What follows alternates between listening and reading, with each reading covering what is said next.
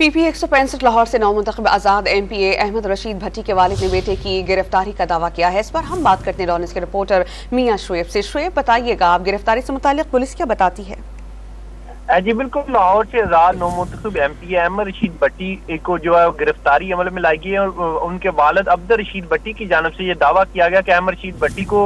आज सुबह जो है वो गिरफ्तार किया गया है और अहमद रशीद भट्टी जो है वो 165 PP लाहौर से जो है रुकने असम्बली मुंतखब हुए थे और उनके वालिद की जानिब से ये बताया गया कि उनकी जो गिरफ्तारी है वो जोहर टाउन के इलाके से अमल में लाई गई है और अहमद रशीद भट्टी ने मुस्लिम लीग नून के उम्मीदवार शहजाद नजीर सिंधु को जो इंतखाब में हराया था और उनके वालिद की जानिब से ये कहा गया कि पुलिस से राब्ता करने पर हमें ये इतला नहीं दी जा रही कि क्यों गिरफ्तारी अमल में लाई गई और इस वक्त उन्हें कहाँ रखा गया, जबकि इस हवाले से पुलिस से भी मालूमात करने की हमने राब्ता किया तो पुलिस की जानिब से ताहाल कोई इसका जवाब नहीं दिया गया। जी बहुत शुक्रिया मियां शुएब।